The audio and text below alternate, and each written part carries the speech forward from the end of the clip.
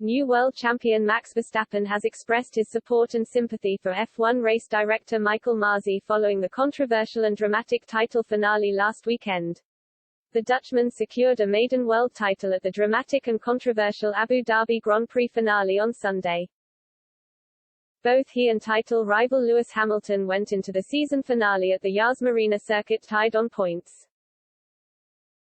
The Dutchman passed the seven-time world champion, who had dominated for much of the race, on the final lap after a late safety car and tire change swung momentum in his favor. He made the move on the Brit early in the lap and held on to secure the first championship of his career. The controversial ending has seen Mercedes lodge 2 protests, but Verstappen was certainly a deserving champion. The Dutchman led more laps in the championship as well as securing the most pole positions and wins.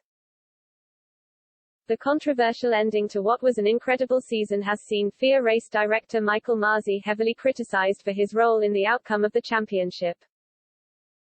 Masi made a series of questionable calls but none more so than the decision to not allow cars to unlap themselves, as is tradition, only to change his mind to set up the final lap showdown between Hamilton and Verstappen on Sunday.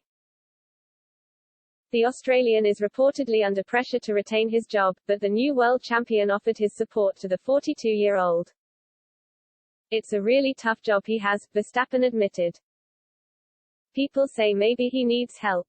Yeah, fair point. Everyone needs help. I need help as well. Michael is a nice guy and he tries his very best and it's very unfair to now start hating on him because it is a very tough job."